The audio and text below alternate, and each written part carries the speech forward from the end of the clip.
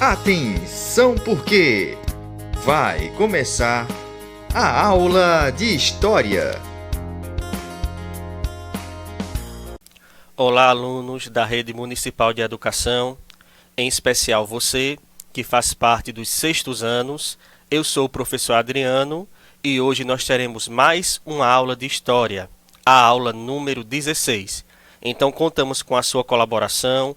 Quem porventura está sem os materiais, corre, pega caderno, caneta, lápis, enfim, materiais para no decorrer da aula vocês fazerem possíveis anotações. Beleza? Então, vamos para mais uma aula de História e contamos com a sua colaboração. Antes de começarmos o conteúdo da nossa aula de hoje, nós vamos fazer a correção da atividade da nossa última aula, que foi a aula número 15. Questão 1. Assinale a alternativa que preenche, correta e, respectivamente, o fragmento a seguir. O Império Romano foi um dos grandes impérios do mundo antigo. Ele surgiu na Península Itálica por volta do ano 100. Então, a questão 1, a alternativa correta é a alternativa B, Península Itálica. Questão 2. O declínio do Império Romano foi resultado de uma junção de acontecimentos. Abaixo encontram-se algumas causas da decadência desse glorioso império, exceto aqui vocês iriam marcar a alternativa que não foi uma das causas da decadência do declínio do Império Romano. Então, a alternativa que não foi uma causa da decadência do Império Romano é a alternativa C, Guerra Civil entre Roma e Babilônia. Beleza? Questão 3. Em que sentido foi empregada a palavra bárbaro? A alternativa correta é a alternativa A, para designar os povos que estavam fora dos limites do Império Romano e que, por sua vez, não possuíam a cultura romana e não falavam o latim. Beleza? Questão 4. Abaixo encontram-se alguns grupos de bárbaros, exceto aqui vocês deveriam marcar a alternativa onde não se encontra um grupo de bárbaro. Então, a alternativa onde a gente não pode encontrar um povo bárbaro é a alternativa D, os catalães. E, por fim, a questão 5. Dentre as principais características dos povos bárbaros, destaca-se a prática. A alternativa correta é a alternativa D. Todas as alternativas estão corretas. Por quê? Porque os bárbaros, eles tanto praticavam a agricultura, a caça e a pesca. Então, na questão 5, a alternativa correta é a alternativa D. Todas as alternativas estão corretas. Beleza, gente?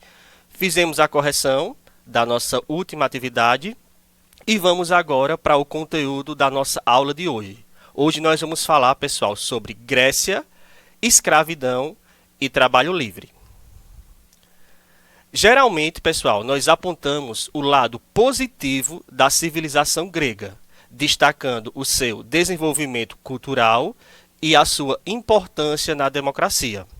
Porém, esta mesma civilização utilizou para diversos fins a mão de obra escrava. Quando a gente fala sobre a Grécia, vem logo à nossa mente o quê? A questão da cultura, porque os gregos foram importantes na cultura.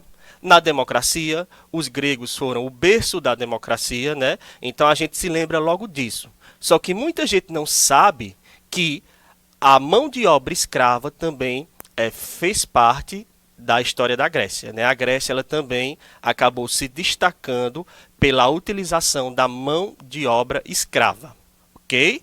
Aí você pode perguntar, mas professor, como é que uma pessoa se tornava escrava na Grécia Antiga? Na Grécia Antiga, pessoal, uma pessoa ela se tornava escrava de diversas formas. A mais comum era através da captura em guerras. Então, o que era que acontecia? Os gregos eles iam para determinada guerra, venciam determinado povo e aquele povo derrotado ele se tornava prisioneiro de guerra e automaticamente se tornava escravo. Era assim que normalmente uma pessoa se tornava escrava na Grécia Antiga. Os derrotados nas guerras, os gregos pegavam os derrotados e acabavam capturando e escravizando essas pessoas. Então, a forma mais comum de se tornar escravo na Grécia Antiga era através da captura em guerras. Beleza? Clarinho, clarinho? Nós vamos falar agora sobre a escravidão em Esparta, né? Uma das principais cidades gregas importantes. Em Esparta, o número de escravos era tão grande que existia uma lei que permitiu os soldados em formação matarem os escravos na rua. Então, se porventura algum soldado espartano em formação ele encontrasse determinado escravo na rua, ele teria autorização para poder matar esse escravo. Aí você pode questionar, mas para que isso? Era uma forma de treinar o futuro soldado. Então tá lá o escravo na rua, de repente um soldado em formação pega e mata, assassina o escravo e não tem problema nenhum, porque existe uma lei que permite isso. Porque era uma forma desse futuro soldado ele treinar, beleza? Então daí a gente pode perceber que em Esparta os escravos eles não tinham qualquer direito ou qualquer garantia. Então, os escravos eles eram tratados de qualquer forma. Beleza? Falamos sobre a escravidão em Esparta. Vamos agora falar sobre a escravidão em outra cidade grega importante, que foi a cidade de Atenas. Em Atenas, pessoal, a pessoa ela poderia ser escrava pelo não pagamento de dívidas. Se alguma pessoa ela não pagasse determinada dívida, ela, durante um determinado tempo, ela se tornaria escrava, ok? Lá, na cidade de Atenas, a escravidão por dívidas, ela só foi extinta, ela só acabou ali por volta do século VI a.C., após uma lei criada pelo Solon. Então, o Solon cria essa lei, onde põe fim, ali em Atenas, à escravidão por dívidas, ok? Uma curiosidade aqui, pessoal. Em Atenas, estima-se que no final do século IV a.C. existia cerca de 400 mil escravos. Então a gente pode perceber que existia uma grande quantidade de escravos ali na cidade de Atenas. Beleza? Vamos para o próximo slide. Eu separei para vocês algumas das principais características do trabalho escravo. A mão de obra escrava era a base da economia da Grécia Antiga. Então, a economia, antigamente na Grécia, era toda girada em torno do trabalho escravo. Ok, gente?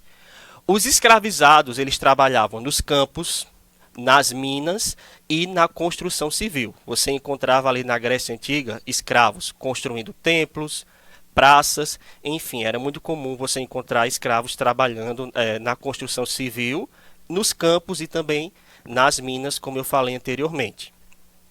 Os escravos também eram muito utilizados nos trabalhos domésticos, nos afazeres domésticos.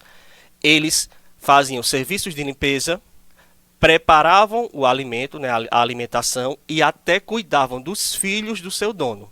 Então, ali na Grécia Antiga, a gente poderia perceber que os escravos tinham muitos afazeres. Ok, gente? Os escravizados não possuíam direitos, apenas deveres. Você não encontrava na Grécia Antiga escravo tendo direito. O escravo apenas tinha deveres. Os escravos recebiam o alimento suficiente para sobreviver, que normalmente era uma alimentação péssima, e essa alimentação, né, o alimento normalmente era do resto, era daquilo que sobrava. A questão das roupas, a vestimenta, era uma vestimenta básica e um local para dormir. Era isso que os escravos na Grécia Antiga tinham, né? A questão de uma alimentação péssima, roupas básicas e um local para dormir. Uma observação aqui: se algum escravo desobedecesse, cometesse erros ou tentasse fugir ali na Grécia Antiga, esse escravo receberia castigos físicos como forma de punição. Então, se algum escravo fosse pego fugindo, desobedecendo ali na Grécia Antiga, esse escravo ele seria penalizado, iria ali receber alguns castigos físicos. Beleza, gente? Vamos para o próximo slide.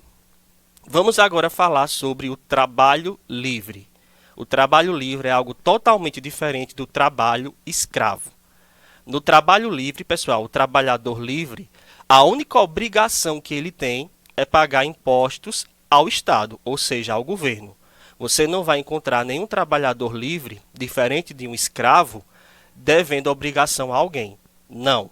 O trabalhador livre, a única coisa que ele tem que cumprir é apenas pagar seus impostos ao Estado, impostos esses que eram muito elevados. Eram impostos muito caros, que normalmente o trabalhador livre ele pagava esses impostos com produtos ou então moedas. Era assim que era feito o pagamento desses impostos. Geralmente, os trabalhadores livres ali na Grécia Antiga eram os comerciantes, os artesãos e os pequenos proprietários rurais, né, os pequenos agricultores. Essas pessoas elas faziam parte ali do trabalho livre. Entre os trabalhadores livres podia acontecer a mobilidade social, embora fosse muito difícil subir de nível na sociedade. Então, entre os trabalhadores livres poderia acontecer a mobilidade social. Aquele trabalhador livre pobre subir de classe social. Isso poderia acontecer, embora fosse algo muito difícil e algo muito complicado de se encontrar ali na sociedade da Grécia Antiga. Beleza, gente? Clarinho, clarinho? Eu separei duas informações importantes para vocês aqui, ó. Você sabia? Uma família rica na Grécia Antiga chegava a ter 20 escravos para realizarem os serviços domésticos. A pessoa que nessa época não tivesse pelo menos um escravo demonstrava levar uma vida de pobreza. Então, na Grécia Antiga, a gente pode perceber que a questão da escravidão fazia com que uma pessoa ela fosse influente da elite ou não.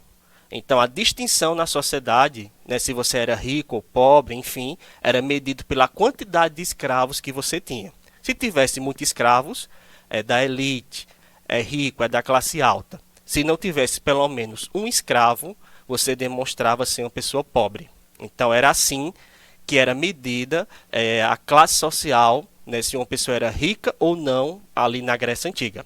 Beleza? Aqui tem algumas referências, alguns links, alguns sites que foram utilizados para a elaboração da aula. Muito obrigado, gente, pela participação de vocês. Fiquem com Deus e até a próxima aula. Tchau, fui!